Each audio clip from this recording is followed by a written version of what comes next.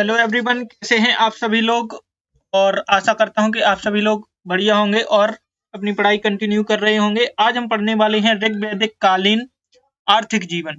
क्या हम पढ़ने वाले हैं? हम पढ़ने वाले हैं ऋग्वैदिक कालीन आर्थिक जीवन के बारे में कि आखिर इनका आर्थिक जीवन किस प्रकार से था। तो चलिए देखते हैं बिना किसी देरी के ऋग्वैदिक कालीन आर्थिक जीवन को। तो सबसे पहले हम देखते हैं आर्थिक जीवन के अंतर्गत हमें किन किन पहलुओं को पढ़ना है। ठीक है, तो आर्थिक जीवन के अंतर्गत हमें पशुपालन को पढ़ना है। इसके बाद यदि हम बात करें तो हमें कृषि को पढ़ना है। इसके बाद यदि हम बात करें तो हमें उद्योग को पढ़ना है। और इसके बाद यदि हम देखें तो हमें व्यापार को पढ़ना है और व्यापार के साथ साथ हमें वित्तीय व्यवस्था को पढ़ना है। इतने पहलुओं को हमें ऋग्वैदिक कालीन आर्थिक जीवन के बारे में पढ़ना है, जिससे हमें इनके आर्थिक जीवन को जानने में जानकारी प्राप्त होगी। तो एक एक करके ये पहलुओं को हम समझते हैं कि कैसा था ऋग्वैदिक कालीन आर्थिक जीवन। सबसे पहले यदि हम पहलू की बात करें तो सबसे पहले हम देखते हैं कि पशुपालन। आखिर पशुपालन क्या था? तो देखिए, मैंने आप सभी को पढ़ाया था कि जो ऋग्वैदिक कालीन आर्य थे, क्या थे? आर्य थे। यह बाहरी क्षेत्र से आए थे। ठीक है, और मैंने आपको एक कंसेप्ट भी पढ़ाया था जिसमें मैंने आपको बताया था कि ये लोग मतलब बाहरी प्रदेशों से आए हुए थे और इनका जो मुख्य व्यापार था वो पशुपालन भी हो सकता है। ठीक है, तो यदि हम बात करें तो सबसे पहले प्रश्न उठता है हमारे मन में भी और आपके मन में भी कि पशुपालन आखिर ये लोग करते क्यों होंगे। ठीक है, तो वही सब कारण है कि पहला तो जो है माल के लिए, मतलब माल को ले जाने और ढोने के लिए। इसके बाद यदि हम बात करें तो दूसरा कृषि कार्यों के लिए, क्योंकि कृषि कार्यों में भी पशुओं का प्रयोग होता है, तो कृषि कार्यों के लिए। इसके बाद यदि हम बात करें तो परिवहन के लिए, कि कहीं पर आना या जाना है तो भी जो है वो पशुओं का प्रयोग करेंगे। और यदि हम बात करें तो विनिमय के लिए, इसके बाद यदि हम बात करें तो विनिमय के लिए, जैसे बस पशुओं के द्वारा खरीदना या बेचना, इस प्रकार का विनिमय भी किया जाता था। तो इस प्रकार विनिमय के लिए भी पशुओं का प्रयोग किया जाता है। ठीक है, यदि हम बात करें पशुपालन की, किसकी? यदि हम बात करें पशुपालन, तो पशुपालन इस समय प्रमुख व्यापार बन गया था। क्या?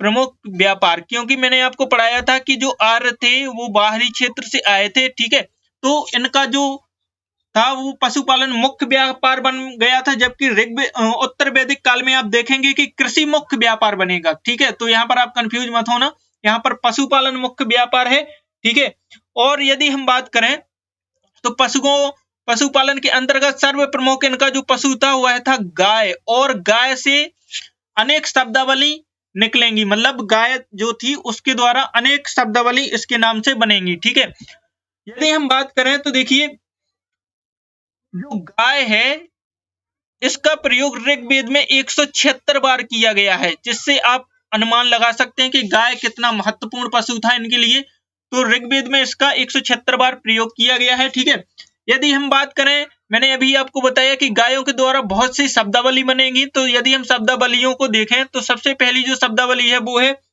गविष्टि, और गविष्टि का मतलब होता था युद्ध। ठीक है, गविष्टि का मतलब होता था युद्ध, और युद्ध किसके लिए किया जाता था? तो यह किया जाता था गाय की खोज के लिए। ठीक है, किसके लिए युद्ध किया जाता था? तो गायों की खोज के लिए। ठीक है, इसके बाद यदि हम बात करें तो पूषण, पूषण यह क्या है? यह है पशुओं के देवता। मतलब आप समझ सकते हैं कि जो पशुपालन है वह कितना महत्वपूर्ण है कि पशुओं के लिए एक देवता ही बना दिए गए हैं। तो पूषण जो है वो है पशुओं के देवता। ठीक है, इसके बाद यदि हम बात करें तो अगला शब्द है जो है वो है गोमट, और गोमट होता था वह जिसके पास सबसे अधिक गाय होती थी, सबसे अधिक गाय होती थी वह कहलाता था गोमट। और गोपाल कहलाता था गायों को चराने वाला चरवाहा, गायों को चराने वाला चरवाहा। तो यह कहलाता था गोपाल। तो इस प्रकार से हमें अनेक शब्द यहाँ पर देखने को लिए मिलते हैं, जिससे हमें जानकारी मिलती है कि मतलब ऋग्वैदिक कालीन समय में पशुपालन कितना महत्वपूर्ण हो गया था। ठीक है, इसके बाद यदि हम आगे बात करें, देखिए दो आगे शब्द मिलते हैं जो जिनका नाम है, एक का नाम है पणी। ठीक है, पणी जो शब्द था यह प्रयोग किया जाता था उसके लिए जो गाय की चोरी करता था। क्या? गाय की चोरी करता था, उसके लिए पणी शब्द का उपयोग किया जाता था। और साथ साथ इसका एक अन्य अर्थ भी मिलता है। क्या वो मिलता है? कि दूर दूर तक व्यापार करने वाला, दूर दूर तक व्यापार करने वाला। यह क्वेश्चन 2019 के एमपीपीएससी के पेपर में पूछा गया है कि दूर दूर तक व्यापार करने वाले व्यक्ति को ऋग्वैदिक काल में क्या कहते हैं। तो ऑप्शन में यह पणी था और यही सही आंसर था। ठीक है, इसके बाद यदि हम बात करें तो अगला शब्द मिलता है हमें वज्रपति। ठीक है, और वज्रपति क्या था? तो यह था चरवाहा भूमि का अधिकारी। क्या था? चरवाहा भूमि का अधिकारी। देखिए, जब पशुपालन इतना महत्वपूर्ण है तो उनके जो पशु हैं उनको चरने के लिए एक भूमि की भी आवश्यकता होती है। ठीक है, तो इस भूमि का रखरखाव और देखरेख करने के लिए एक अधिकारी की ही नियुक्ति कर दी गई, जिसको कहते थे क्या? वज्रपति। ठीक है, इसके बाद यदि हम बात करें तो जो अगला हमारा व्यापार है वह है मतलब वह है कृषि। ठीक है, कृषि यदि हम बात करें तो कृषि इस समय जो था वह द्वितीयक व्यापार हो चुका था। क्या हो गया था? कृषि जो इस समय था वह द्वितीयक व्यापार हो गया था, मतलब दूसरा व्यापार बन गया था, द्वितीयक व्यापार।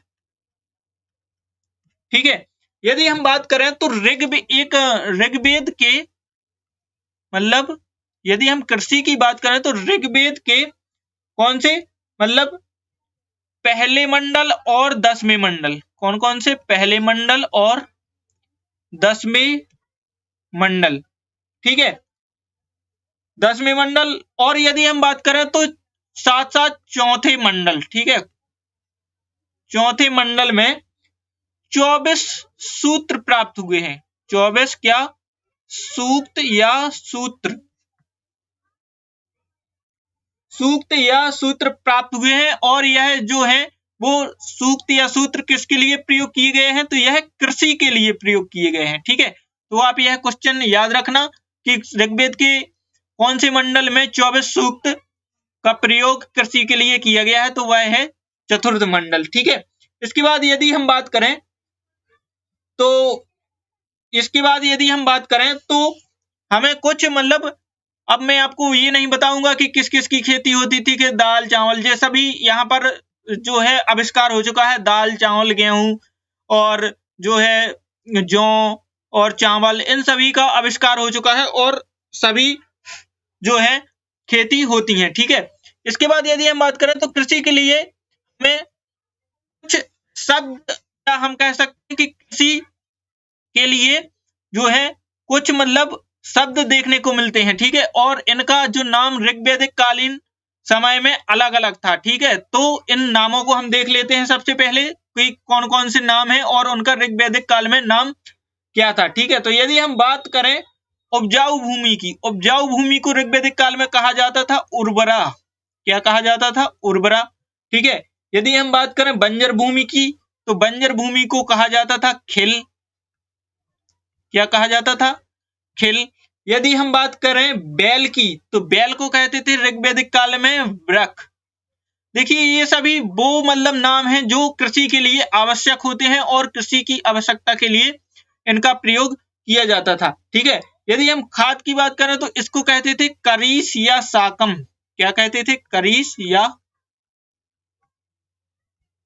साकम। ठीक है, यदि हम बात करें अनाज नापने का यंत्र तो यह कहलाता था उर्दर। क्या कहलाता था? उर्दर। अनाज नापने के यंत्र को कहते थे उर्दर। और यदि हम बात करें कि कुएं के द्वारा यदि सिंचाई होती है, जैसे किसी जमीन की कुएं के द्वारा सिंचाई होती है तो उसे कहते थे खनिज तमा। क्या कहते थे? खनिज तमा। ठीक है। इसके बाद यदि हम बात करें आगे की, तो देखिए यहाँ पर ये हल है, और हल को कहा जाता था लांगल या सिरा। क्या कहला जाता था? लांगल या सिरा। ठीक है। हल रेखा को कहा जाता था सीता। क्या कहा जाता था? सीता या क्यारी। देखिए ये सभी पूछते हैं एग्जाम में, मतलब जोड़ी बनाने के लिए आपको आ जाएगा या डायरेक्ट पूछ लिया जाएगा कि जो है बंजर भूमि को ऋग्वैदिक काल में क्या कहते थे, और आपको ऑप्शन में खिल मिलेगा तो आपको वहां पर टिक करना है। ठीक है। यदि हम बात करें तो अगला जो नाम है वो है हलवाहा, और हलवाहा को कहते थे कीबस। क्या कहते थे? कीबस। ठीक है। इसके बाद यदि हम बात करें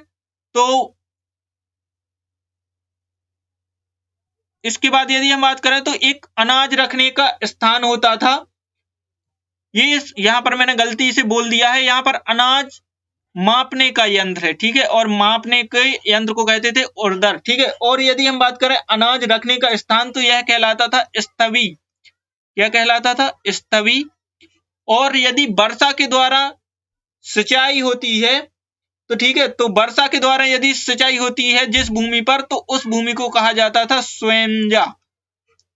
मतलब जब वर्षा के द्वारा सिंचाई होती थी और फसल उत्पादन होती थी तो उसे कहते थे हम लोग सिंजा। और यदि हम बात करें तो नहर की जानकारी हमें प्राप्त नहीं होती है कि ऋग्वैदिक काल में कोई नहर थी। ठीक है। तो यह थी हमारी कृषि। कृषि के बारे में यदि मैं आपसे एक फैक्ट की और बात करूं, तो जो चावल है, चावल के विषय में इतिहासकारों में मतभेद है कि चावल का उत्पादन होता था या नहीं होता था, लेकिन चावल के लिए एक शब्द का प्रयोग किया गया है जिसका नाम है व्रीहि। क्या? व्रीहि कहते थे चावल को। तो इस कारण से अधिकांश इतिहासकार मानते हैं कि चावल का प्रयोग होता था।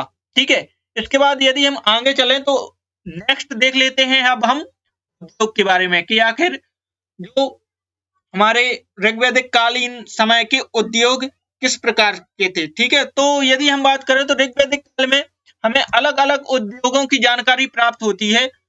हम एक एक करके उद्योगों को देख लेते हैं कि कौन कौन से उद्योग थे। ठीक है। तो यदि हम सबसे पहले बात करें तो सबसे पहले जो उद्योग आता था वह था वस्त्र उद्योग। और वस्त्र उद्योग में जो काम करते थे या जो वस्त्र बनाने का काम करते थे उनको कहते थे जुलाहा, या इन्हीं को कहा जाता था तंतुवाय। क्या कहा जाता था? तंतुवाय। ठीक है। इसके बाद यदि हम बात करें तो अगला जो उद्योग था वह था शिल्पकार। ठीक है। और शिल्पकार क्या करता था? वह धातु बनाने का काम करता था। क्या करता था? धातु बनाने का काम करता था। और जो धातु है यह तांबा और जो है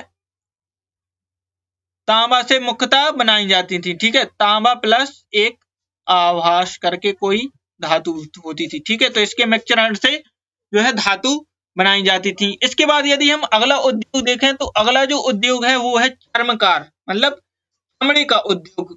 ठीक है। और चर्मकार के अंतर्गत चमड़े का काम किया जाता था। क्या किया जाता था? चमड़े का काम। जैसे जूता चप्पल बनानी है या कुछ खाल बैठने के लिए बनाना है खाल का, तो उसके अंतर्गत चर्मकार के द्वारा यह सब बनाया जाता था। ठीक है। इसके बाद यदि हम बात करें तो अगला जो उद्योग वह था कुम्भकार। और कुम्भकार जो है यह बर्तन बनाने का काम करता था। मतलब इस उद्योग के अंतर्गत बर्तन बनाए जाते थे।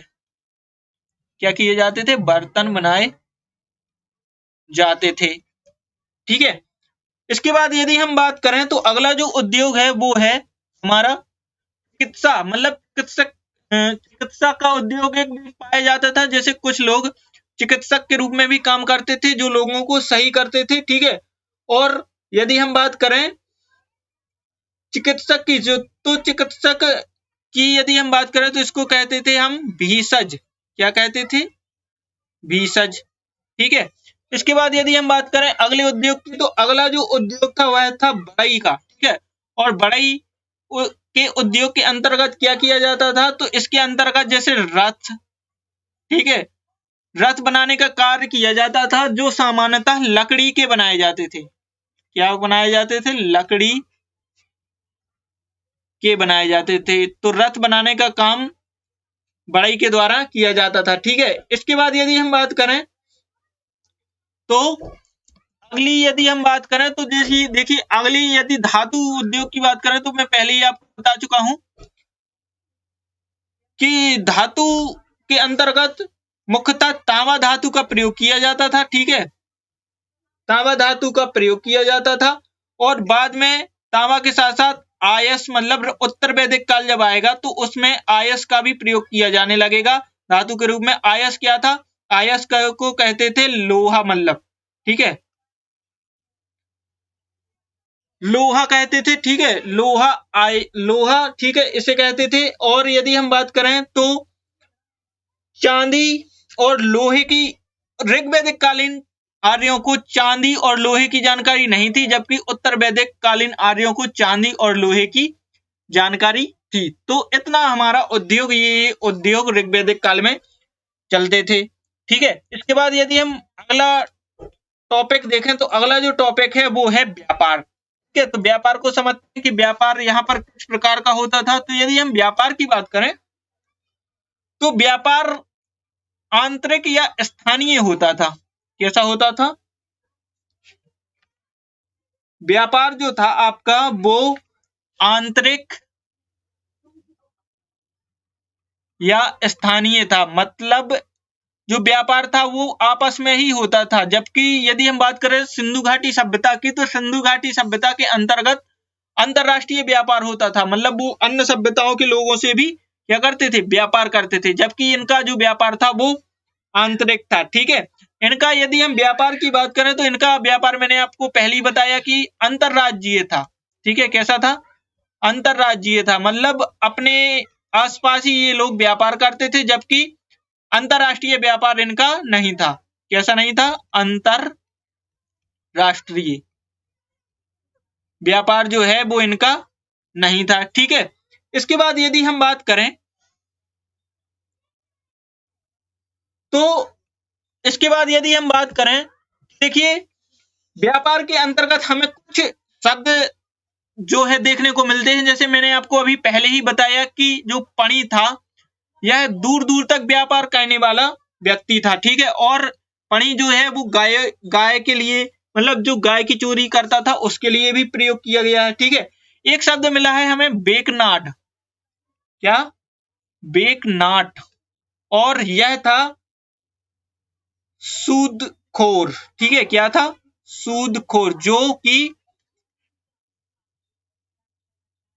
ऋण पर, मतलब जो कि ऋण ब्याज पर देता था, ठीक है। ऋण कैसा देता था? ब्याज पर, मतलब ब्याज लेता था और ऋण यह देता था। तो एक शब्द हमें ये मिला है कि सूदखोर, ठीक है। और यदि हम बात करें कि जैसे कोई अमीर व्यापारी है, तो अमीर व्यापारी के लिए ये लोग, मतलब ऋग वैदिक कालीन जो आर्य थे वो अमीर लोगों के लिए या अमीर व्यापारी के लिए जो है वो ब्रभु शब्द का उपयोग करते थे। किसका करते थे? ब्रभु शब्द का उपयोग करते थे, ठीक है। तो ये था इनका व्यापार। व्यापार उतना ज्यादा उन्नत अवस्था में नहीं था जितना कि जो है सिंधु घाटी सभ्यता का था, ठीक है। इसके बाद यदि हम बात करें वित्तीय व्यवस्था की, यदि बात करें हम वित्तीय व्यवस्था की, तो वित्तीय व्यवस्था के अंतर्गत विनिमय की प्रणाली पाई जाती थी।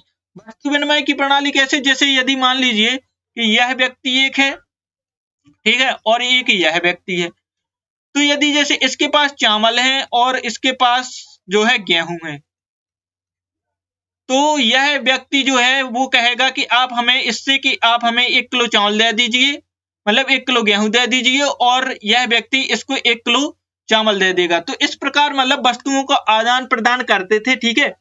और वित्तीय व्यवस्था के अंतर्गत वस्तुओं का आदान प्रदान करते थे, ठीक है। यदि हम बात करें तो वित्तीय व्यवस्था के अंतर्गत ही यदि हम बात करें, तो जैसे इसी प्रकार वस्तुओं का आदान प्रदान करते थे। जैसे कैसे? कि 10 गाय के बराबर, 10 गाय के बराबर। 10 गाय के बराबर जो होती थी वो एक इंद्र की मूर्ति होती थी। इंद्र की मूर्ति।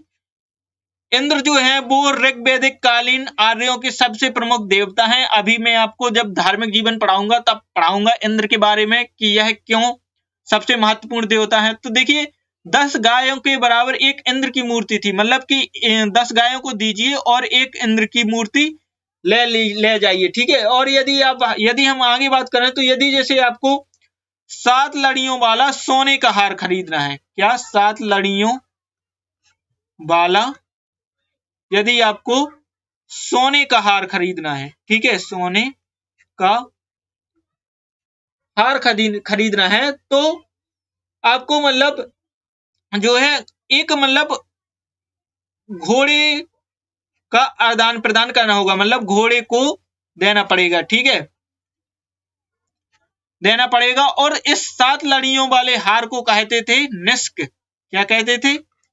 निष्क कहते थे। तो यदि आपको जैसे एक 7 लड़ियों वाला सोने का हार खरीदना है तो आपको एक घोड़ा देना पड़ेगा, ठीक है। तो यह थी जो है वित्तीय व्यवस्था, ठीक है। इसके बाद यदि हम आगे चर्चा करें तो अगली जो व्यवस्था हम देख लेते हैं वो थी राजस्व व्यवस्था, ठीक है। राजस्व व्यवस्था के अंतर्गत हम देखते हैं कि राजस्व व्यवस्था के अंतर्गत क्या आता है। देखिए राजस्व व्यवस्था के अंतर्गत आता है कर। क्या यह लोग कर भरते थे या नहीं, ठीक है। तो यदि हम बात करें कर की तो कर के रूप में हमें एक कर देखने के लिए मिलता है जिसका नाम था क्या? बलि। बलि एक कर देखने के लिए मिलता है और बलि जो था यह स्वेच्छा से दिया जाने वाला कर था। क्या था? स्वेच्छा से दिया जाने वाला कर था, ठीक है। जो बलि था यह स्वेच्छा से दिया जाने वाला कर था, मतलब बलि अनिवार्य नहीं था कि आपको देना ही पड़ेगा। जबकि उत्तर वैदिक काल से आप देखेंगे कि जो कर हैं वो अनिवार्य होते जाएंगे, ठीक है। तो बलि एक स्वेच्छा से दिया जाने वाला कर था। यदि आपकी इच्छा हो तो आप दे सकते हैं और यदि आपकी इच्छा नहीं है तो आप इस कर को नहीं दे सकते हैं, ठीक है। इसके बाद यदि हम बात करें लोमन्य की, क्या? लोमन्य की। तो लोमन्य जो था यह मतलब लूट का माल था। जैसे आपने किसी को लूट लिया है, क्योंकि अपराध तो देखिए शुरू से होते आए हैं और उस समय भी होते आए होंगे, ठीक है। तो उस समय भी होते थे। तो यदि आपने किसी को लूट लिया तो लूट का जो माल होता था उसको कहते थे लोमन्य। क्या कहते थे? लोमन्य कहते थे, ठीक है। और यदि हम अपराध की बात करें तो इस समय का जो सबसे बड़ा अपराध था, या हम कह सकते हैं कि इस समय का जो सबसे बड़ा अपराध था वह था गाय की चोरी। क्या? गाय की चोरी। देखिए जो गाय है वो ऋग्वैदिक कालीन आर्यों की सबसे पवित्र पशु है, मतलब सबसे ज्यादा महत्व जो है वो इंद्र देवता का है। उसके बाद जो पशुओं में की यदि बात करें तो वो गाय का सबसे अधिक महत्व है, ठीक है।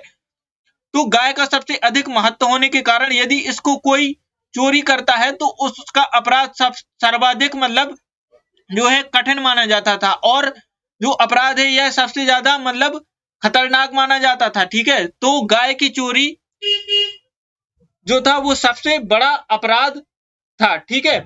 गाय की चोरी क्या थी? सबसे बड़ा अपराध था इस समय का, ठीक है। तो जी यहाँ पर जो हमारी आर्थिक जीवन है ऋग्वैदिक कालीन आर्यों का वो यहाँ पर समाप्त हो चुका है, ठीक है। इसके बाद हम धार्मिक जीवन के बारे में चर्चा करेंगे कि इनका धार्मिक जीवन किस प्रकार का था, कौन सा प्रमुख देवता थे, ठीक है, और कितने प्रकार के देवता पाए जाते थे, कितने मंत्रों का प्रयोग उनके लिए करते थे। तो इसके लिए हम धार्मिक जीवन पढ़ेंगे और धार्मिक जीवन को मैं आपको डिटेल में बहुत ही ज्यादा पढ़ाने वाला हूँ, ठीक है। यदि आपको हमारी वीडियो अच्छी लगती है तो प्लीज इस वीडियो को लाइक करें और इस वीडियो को शेयर जरूर कर दें, जिससे यह जो जानकारी है वो अन्य सभी लोगों तक पहुंच सके। देखिए आप लोगों का सपोर्ट बहुत ही ज्यादा आवश्यक है, क्योंकि मुझे भी जो है मोटिवेशन की आवश्यकता होती है। तो यदि आपको वीडियो अच्छी लग रही है तो प्लीज इसे शेयर कीजिए और अपने ज्यादा से ज्यादा दोस्तों तक पहुंचाइए, जिससे यह जो जानकारी है वो सभी लोगों तक आसानी से पहुंचती रहे। और साथ ही साथ अगर आप हमारे चैनल पर नए हैं तो हमारे चैनल सोबर्टी क्लासेस को जरूर सब्सक्राइब करें, ठीक है। Thank you very much.